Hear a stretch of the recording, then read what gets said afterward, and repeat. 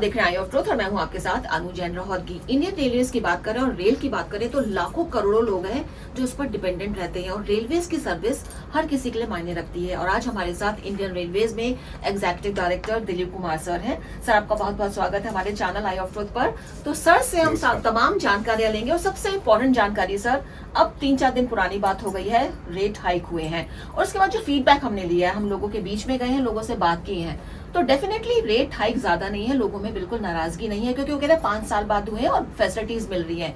लेकिन बहुत सारे लोगों के 3 जो मेन पॉइंट्स निकल कर सामने आए हैं, हेल्प है उसको मांग सकते हैं। और जब भी ऐसी कोई भी डिमांड आम पब्लिक की ओर से या यात्रियों की ओर से आती है तो हमारी टीम जो है वहाँ जाती है और उनके कंसर्न्स को सुनती है, उनसे बात करती है और बात करके जिस प्रकार की भी सहायता की आवश्यकता होती है वह सहायता हम प्रोवाइड करते हैं। रेल वन ऐप की बात कर रहे हैं आप यहाँ पे, उसकी बात हम करेंगे। लेकिन एक और मुद्दा जो कॉमनता से आया है, सामने आया कि जो रेल लेट होती है सर, उससे भी बहुत ज्यादा लोग परेशान हैं। तमाम तरह की टेक्नोलॉजी आप इंट्रोड्यूस कर रहे हैं, तमाम तरह के ऐप भी आप लॉन्च कर रहे हैं, तमाम तरह की सुविधाएं आप दे रहे हैं, लेकिन ट्रेन जो लेट होती है उससे भी लोग बहुत ज्यादा परेशान है। उसके लिए रेलवेज क्या कदम उठाता है?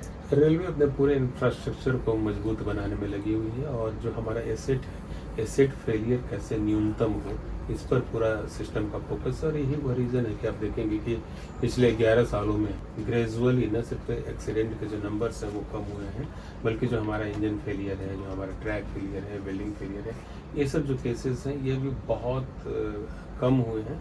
और इसी कारण से हमारे रिलायबिलिटी जो है वो बढ़ी है, गाड़ियों की जो पंक्चुअलिटी है उसमें भी इम्प्रूवमेंट आया है। हम लोगों ने एक डेडिकेटेड फ्रेट कॉरिडोर भी बनाया है ईस्ट और वेस्ट दोनों रीजन में। बहुत सारे मालगाड़ियों को हम लोगों ने डेडिकेटेड फ्रेट कॉरिडोर पर शिफ्ट किया है और इस शिफ्टिंग का नतीजा जो पॉजिटिव रिजल्ट है वह पैसेंजर गाड़ियों के परिचालन पर आया है। और जो हमारी मेल एक्सप्रेस गाड़ियाँ हैं इनकी पंक्चुअलिटी भी इम्प्रूव हुई है और बाकी सुविधाएं भी लगातार इम्प्रूव हो रही है। तो अगेन वही क्वेश्चन है, 11 साल की आप बात कर रहे हैं कि 11 साल में बहुत ज्यादा इंप्रूवमेंट हुई है, तो कुछ ऐसे परसेंटेज है आपको लगता है कि 11 साल पहले ये हाल था कि ट्रेन इतने कम लेट आती थी और आज जो सिनेरियो है वो बिल्कुल डिफरेंट है परसेंटेज वाइज अगर बात करें? परसेंटेज से इतर में जो ओवरऑल इम्प्रूवमेंट हुआ है उसकी बात मैं करना चाहूँगा कि पिछले 11 सालों में हम लोगों ने इंफ्रास्ट्रक्चर को काफ़ी मजबूत किया है। जितने भी अनमैन्ड लेवल क्रॉसिंग गेट्स थे इंडियन रेलवेज में, वो सारे एलसी गेट्स हैं वो समाप्त हो गए हैं। इंडिया जो है विश्व का एकमात्र ऐसा देश है जहाँ की रेलवे का इलेक्ट्रिफिकेशन जो है वो 98% तक पहुंच गया, बिल्कुल 98% तक पहुंच गया है। तो CO2 उत्सर्जन के मामले में जो है हमारा देश, आप कह सकते हैं कि सबसे कम उत्सर्जन करने वाले देशों में से हम शामिल हो गए हैं। इतना इलेक्ट्रिफिकेशन इवन अमेरिका, ऑस्ट्रेलिया और जो यूरोप के जो रेलवे सिस्टम है वहाँ पर भी नहीं हुआ है। प्रमुख देशों में बिल्कुल इलेक्ट्रिफिकेशन का जो लेवल है वो हार्डली 70% या 60% है और कई देश तो ऐसे हैं जहाँ पर केवल इलेक्ट्रिफिकेशन की शुरुआत हो रही है, जबकि हम जो है 100% इलेक्ट्रिफिकेशन की दिशा में आगे बढ़ चुके हैं और हमारा जितना भी मेजर रूट है वो सब का सब इलेक्ट्रीफाइड हो चुका है। तो एक तो इलेक्ट्रिफिकेशन है जहाँ पर कि हम लोगों ने एक बड़ी अचीवमेंट्स हासिल की है। दूसरा हमारा कोचिंग स्टॉक जो है ये state of the art coaching stock है और अपने आप में बहुत ही इम्पोर्टेंट जो हमारा वंदे भारत एक्सप्रेस है, जो नमो भारत एक्सप्रेस हम लोगों ने लॉन्च किया है, जो हम लोगों ने अमृत भारत ट्रेनें लॉन्च की है, इस सारी ट्रेनों की का जो कोचिंग स्टॉक है वह विश्व स्तरीय सुविधाओं से युक्त है। और इसमें कई ऐसे फीचर्स हम लोगों ने शामिल किए हैं जो न सिर्फ यात्रियों की सुविधा के लिए बल्कि उनके बेहतर कंफर्ट को भी सुनिश्चित करती है। सेफ्टी के भी इन्हेंस्ड फीचर इन सभी कोचिंग ट्रेन्स में उपलब्ध कराए गए हैं। जी सर, नेक्स्ट क्वेश्चन आता है, एक वीडियो थोड़े दिन पहले बहुत ज्यादा वायरल हुआ था, लोगों ने बहुत देखा था कि वो जो रेलवे की चादरें हैं वो धुलती नहीं है और प्रेस होकर एज इट इज वापस आती है। सफाई को लेकर लोग बहुत ज्यादा कंसर्न है, हाइजीन को लेकर रेलवेज में बहुत ज्यादा कंसर्न है कि आप पैसे बढ़ाइए, हम देने को तैयार हैं, लेकिन जहाँ हम सफर कर रहे हैं जिस जगह पे, चाहे वो खाने की चीज हो, चाहे वो सोने की चीज हो या कोई और तमाम चीजें हो आसपास की, चाहे वो टॉयलेट्स हो, चाहे वो प्लेटफॉर्म हो, उसकी सफाई बहुत इंपॉर्टेंट है। उसके लिए अब क्या नई चीजें आप कर रहे हैं? स्वच्छता भारतीय रेल का एक प्रमुख मुद्दा रहा है और हम लोगों का पूरा फोकस रहा है स्वच्छता पर। एक डेडिकेटेड टीम है जो रेलवे में क्लीननेस के लेवल को इम्प्रूव करने के लिए काम करती है। और फिर मैं कहूँगा कि पिछले 10 से 11 सालों में जिन संस्थाओं में साफ सफाई के मामले में सबसे रिमार्केबल इम्प्रूवमेंट्स आया है, उसमें रेलवे स्टेशन शामिल है। आप देखेंगे कि रेलवे स्टेशनों की सफाई का जो लेवल है वह पिछले कुछ सालों में मतलब कि इतना बढ़ा है कि कई स्टेशन तो ऐसे हैं कि आप कह सकते हैं कि वो विश्व के जो मानक हैं उसके हिसाब से हम लोग ये कर चुके हैं, हासिल कर चुके हैं। बेडरूम के मामले में भी काफ़ी इम्प्रूवमेंट आया। हम लोगों ने अनेक मैकेनाइज्ड लॉन्ड्रीज की स्थापना की है, जहाँ पर कि और एक बात मैं इंश्योर कर देना चाहता हूँ कि जितने भी चद्दर और तकिया हैं वो सारे के सारे चद्दर और तकिया हर ट्रिप के बाद तो सर ये बात नोटिस हो रही है आपकी, चद्दर और तकिया आप कह रहे हैं, उसकी धुलाई की जाती है, चाहे वो पिल्लो कवर हो या चादरें हों, उसके हम लोग धुलाई सुनिश्चित करते हैं। कंबल की धुलाई के मामले में एक पैरामीटर है और उस पैरामीटर के हिसाब से कंबलों की भी धुलाई तो उस तरह की शिकायतें और रेगुलर धुलाई होती है। ऑफ कोर्स कंबलों की धुलाई मैं स्पष्ट कर देना चाहता हूँ कि प्रतिदिन कंबलों की धुलाई नहीं होती। शायद हमारे आपके घर में भी कंबलों की धुलाई जो है सीजन में एक बार होती है, लेकिन भारतीय रेलवे में जो भी नियम है और जिस पर हम लोग काम करते हैं उसके तहत हर महीने जो है कंबलों की धुलाई होती है। और कई महत्वपूर्ण ट्रेनों में हम लोगों ने अब इस साइकिल को और इम्प्रूव करते हुए 15 दिनों के अंदर कंबलों की धुलाई का फार्मूला आपने जस्टिफाई कर दिया है, कंबलों की धुलाई नहीं होती है, तो बहुत अच्छी तरह से जस्टिफाई किया सर ने। सर अब आपकी जो इंट्रोड्यूस किया आपने इंट्रोड्यूस किया बुजुर्गों के लिए सेवा, आपने इंट्रोड्यूस किया कि लोअर बर्थ पे उनको प्रायोरिटी दी जाएगी और जो महिलाएं हैं उनको दी जाएगी, विकलांगों को जो है लोअर बर्थ है उनको जब आप रिजर्वेशन करेंगे तो उनको प्रायोरिटी दी जाएगी। तो सर वो क्या स्कीम? हम लोग पूरा जो ट्रेन का जो कोच जो सीट अलॉटमेंट है उसको एक साइंटिफिक तरीके से करते हैं। रेलवे में एक पैसेंजर प्रोफाइल मैनेजमेंट होता है। पैसेंजर प्रोफाइल मैनेजमेंट में बहुत सारे निर्देश जारी किए गए हैं, जैसे कि चार्टिंग से पहले 2 सीट हर ट्रेन में हम लोग आपातकालीन कोटे से कैंसर के रोगियों को देते हैं। इसी तरह से स्लीपर क्लास में 6 से लेकर के 12 बर्थ एक साथ महिलाओं के लिए रखे जाते हैं, ताकि जो महिलाएं अकेले चल रही हैं या 2 महिलाएं एक साथ ट्रेवल कर रही हैं तो वो जो 2 कंपार्टमेंट है उसमें सीट अलॉटमेंट सिर्फ उन्हीं महिलाओं को होता है जो कि सिंगल ट्रेवल कर रही हैं। तो यह प्रोविजन हम लोगों ने रखा है। इसी तरह से जो सीनियर सिटीजन है उनकी सुविधा के लिए सभी क्लास में कुछ सीटें जो लोअर बर्थ होती है वह सिस्टम इस ढंग से हम लोगों ने प्लान किया है कि वो सीटें जो है सिर्फ और सिर्फ सीनियर सिटीजन को ही अलॉट होगी या जो प्रेग्नेंट वीमेन है उनको अलॉट है। तो इसके लिए भी प्रावधान किया गया और हर क्लास में यह प्रोविजन है। सेकंड एसी में भी कुछ सीटें हम लोगों ने रिजर्व कर रखी है, थर्ड एसी में भी रिजर्व कर रखी है और स्लीपर क्लास में भी रिजर्व कर रखी है।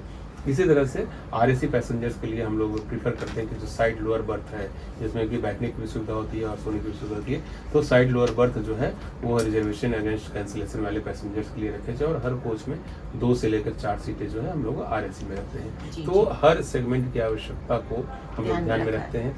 इसके अलावा अपना जो एक कुछ आपातकालीन कोटा के तहत जो सीटें रहती है उन सीटों का आवंटन भी हम लोग मरीजों के लिए या इस टाइप के भी कोई सीनियर सिटीजन्स हैं जिनकी रिक्वायरमेंट है कि उनको लोअर बर्थ ही चाहिए किस हालत में, तो उनके लिए हम लोग उस सिस्टम से भी सुविधाएं मुहैया कराते हैं। अब हम तत्काल पे आते हैं सर, जो आपने टाइम उसका किया है कि एक तो आपने टाइम जो 4 घंटे से बढ़ाकर 8 घंटे कर दिया है कि लोग एडजस्ट कर सके। फिर हम तत्काल की भी बात कर रहे हैं कि आधार कार्ड जरूरी है और ओटीपी जरूरी है। सर ये क्वेश्चन बहुत ही इंपॉर्टेंट है और ये हर मिनिस्ट्री से पूछा जाता है। जब हम जाते हैं तो हम पूछते हैं क्वेश्चन, जो हमारा इंफ्रास्ट्रक्चर है सर, डिजिटल इंफ्रास्ट्रक्चर है, वो अभी इतना सॉलिड नहीं है। अभी भी बहुत से लोग ऐसे हैं जिनको इस्तेमाल करना नहीं आता है मोबाइल, और वो स्मार्टफोन इस्तेमाल करना नहीं जानते हैं, बुकिंग नहीं जानते हैं। तो जब ये सिस्टम इंट्रोड्यूस होता है जो आपने किया है, आधार कार्ड आपने कहा है कि जरूरी होगा और ओटीपी आएगा, उसका नंबर देना पड़ेगा, आपको नहीं लगता कि हमारा सिस्टम थोड़ा कमजोर है? इससे टाउट्स जो हैं वो ज्यादा उनको फायदा होता है, लोग उनके पास जाएंगे, अरे भाई हमारा काम करवाइए, हमसे हो नहीं रहा है। ये तो अदरवाइज है। बेसिकली इधर लगातार शिकायतें मिल रही थी कि कुछ एजेंसियां गलत तरीके से बोर्ड सॉफ्टवेयर का इस्तेमाल करके रेलवे सिस्टम में टिकट बनाने में कामयाब हो रही हैं। तो उन पर लगाम लगाने के लिए और जेन्युइन यात्रियों को टिकट उपलब्ध हो यह सुनिश्चित करने के लिए हम लोगों ने तत्काल के नियमों में बदलाव लाया है। वस्तुतः IRCTC के यहाँ करीब 10 करोड़ या उससे भी ज़्यादा यूजर्स जो हैं वो रजिस्टर्ड हैं, और ये जो यूजर्स रजिस्टर्ड हैं इसमें से अधिकतर का ऑथेंटिकेशन पहले नहीं हुआ था। तो रेलवे ने फैसला लिया है कि जो अकाउंट खास करके माल प्रैक्टिसेस में इन्वॉल्व हैं उसको ऑथेंटिकेट किया जाए, और इस प्रकार हम लोगों ने करीब 2 करोड़ अकाउंट आइडेंटिफाई किए जिनके माध्यम से कभी न कभी पिछले 2-3 सालों में कभी न कभी अपने के अलावा गलत तरीके से टिकट लेने की कोशिश की गई। तो ऐसे हम लोगों ने 2 करोड़ अकाउंट को एक साथ डी रजिस्टर्ड किया है या कहीं तो सर ये आधार कार्ड से संभव हो पाया है जो आपने नहीं, इसको तो हम लोगों ने पहले एक सॉफ्टवेयर के आधार पर पिछले 6 महीने में एनालिसिस करके किया है। 20 लाख और अकाउंट कर रहे हैं। अब जो अकाउंट बच गए हैं उसके संबंध में यह फैसला लिया गया कि एक बार एज ए प्रिकॉशनरी मेथड सारे अकाउंट्स को वेरीफाई कर लिया जाए। तो वंस द अकाउंट वेरीफाइड तो फिर कौन टिकट बुक कर रहा है इसको आइडेंटिफाई करना बहुत अच्छा है कि 2 करोड़ सर ने बताया कि 2 करोड़ ऐसे फोन नंबर आपने डी रजिस्टर करे हैं जो फेक थे और कहीं ना कहीं गलत इस्तेमाल हुआ था उनका। अब सर अगर हम कुछ बात करें जो आपने नया ऐप लॉन्च किया है और क्या क्या फैसिलिटीज आपने जो नई बिल्कुल नई लॉन्च की है उसके बारे में अगर आप कुछ बताएं सर। अभी जो 1 जुलाई को माननीय रेल मंत्री श्री अश्विनी वैष्णव जी ने एक नया ऐप लॉन्च किया है। इस ऐप का नाम रेल वन ऐप है। हमारे यहाँ तमाम तरह की जो फैसिलिटीज़ थी अभी अलग अलग ऐप के माध्यम से प्रोवाइड की जा रही थी। जैसे हमारे पास रेल कनेक्ट ऐप था जिसके माध्यम से हम लोग पैसेंजर रिजर्वेशन सिस्टम या फिर रिजर्व क्लास का टिकट जारी कर रहे थे। यूटीएस मोबाइल ऐप था जिसके माध्यम से हम लोग अनरिजर्व टिकट जारी कर रहे थे। ट्रैक योर ट्रेन ऐप था जिसके माध्यम से यात्री अपनी ट्रेन की ट्रैकिंग कर रहे थे। फिर फूड के ऑर्डर करने के लिए IRCTC ने एक अलग ऐप डेवलप कर रखा था। तो एक रेल मदद ऐप था जिसके माध्यम से आप अपनी सुझाव, अपनी शिकायत और कोई सहायता प्राप्त करने की कोशिश कर सकते थे। तो एक ऐसे ऐप की आवश्यकता थी जिसमें रेलवे से जुड़ी हुई सारी सुविधाएं, सारी जानकारी एक ही बैनर के तले प्राप्त हो और इसीलिए सारी सुविधाओं को एक ही बैनर के तरह लाने की रेलवे की कोशिश के तहत हम लोगों ने यह रेल वन ऐप डेवलप किया है और अब ये ऐप लॉन्च हो गया है। तो इसमें कई सुविधाएं हम लोगों ने दी है। पहले तो ये कि जो यात्री पहले से ही रेल कनेक्ट में या यूटीएस मोबाइल ऐप में रजिस्टर्ड हैं तो पुराने पासवर्ड और लॉगिन आईडी से ही वह नए ऐप पर भी लॉगिन कर सकते हैं। फिर इसका जो रजिस्ट्रेशन प्रोसेस है उसको भी सिंपल रखा गया, लेकिन हम लोगों ने वेरिफिकेशन का प्रावधान रखा है और साथ ही बायोमेट्रिक वेरिफिकेशन भी इसमें किया जाएगा। और जो कुछ सुविधाएं हैं जैसे कि स्टेटस चेक करना, कोच के पोजिशनिंग की जानकारी या फिर TDR जो कई बार आप कहता है कि लोगों को रिफंड लेना रहता है रेलवे से, तो वह लेने की सुविधा भी इस ऐप के माध्यम से दी गई है। यदि किसी को फीडबैक देना रेलवे को तो वह भी इस ऐप के माध्यम से दें और इसका टाइम भी काफ़ी बेहतर रखा गया है। रात्रि और 20 से लेकर के रात्रि 11:45 तक इस ऐप के माध्यम से आप रिजर्वेशन करा सकते हैं। PRS सिस्टम जो तो सर बहुत इम्पोर्टेंट है कि ये ऐप बिल्कुल एफिशिएंटली काम करे और लोग इस पे जाएं तो निराश ना हो कि खुल ही नहीं रहा है जी। बहुत सारी बिल्कुल रेल वन ऐप के माध्यम से तो एक हम लोगों ने किया ही है। साथ ही हम एक और इम्प्रूवमेंट कर रहे हैं, वो है अपना जो पैसेंजर रिजर्वेशन सिस्टम है उसको और स्ट्रेंथन करने के लिए हम लोगों ने काम चालू कर दिया है। इस साल के दिसंबर के अंत तक हमारी जो PRS की जो कैपेसिटी है उसको भी हम लोग 10 गुना बढ़ाने का काम कर रहे हैं। अभी जो कैपेसिटी हमारी है उसके तहत हम लोग 4 lakh enquiry per minute handle करने में सक्षम है।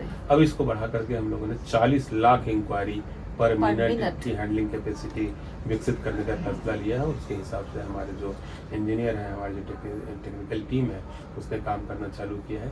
इसी तरह से जो पैसेंजर रिजर्वेशन सिस्टम है यानी कि रिजर्व क्लास के जो टिकट की बुकिंग है तो उसकी कैपेसिटी को भी इन्हेंस करने का फैसला हम लोगों ने लिया है।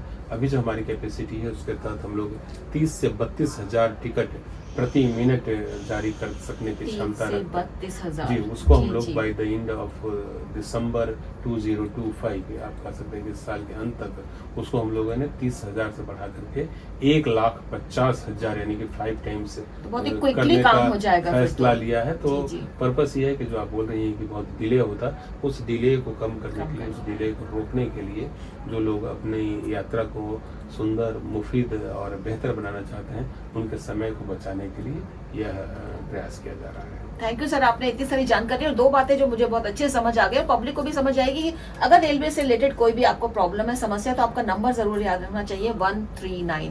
सर ने बताया कि आपको कोई भी समस्या हो रेलवे से। और दूसरा, जो लोग रेलवे के नाम पर गलत ढंग से टिकट बुकिंग कर रहे हैं, कुछ और काम कर रहे हैं, अब उनको सावधान रहने की जरूरत है क्योंकि 2 करोड़ जो फोन है वो आपने खत्म कर दिए हैं, उनकी पहचान कर ली गई है और आगे भी आप कह रहे हैं कि आप ऐसे काम कर रहे हैं कि जो लोग गलत ढंग से लोगों को बेवकूफ बनाते हैं और टिकट कहते हैं बुक करवा देंगे, आगे करवा देंगे या एसी में फर्स्ट कोच में आपका ट्रांसफर करवा देंगे, वो सब नहीं होने वाला है क्योंकि वो सब अब खत्म हो गया है। सर, आपने आई ऑफ ट्रुथ को टाइम दिया, बहुत बहुत शुक्रिया। नमस्कार। नमस्कार। हमारे चैनल आई ऑफ ट्रुथ को सब्सक्राइब कीजिए यूट्यूब पर, इसे फॉलो कीजिए फेसबुक पर, इंस्टाग्राम पर, ट्विटर पर और कू पर। हमारे चैनल के बारे में फीडबैक देने के लिए हमें मेल कीजिए ioftruth.6@gmail.com पर।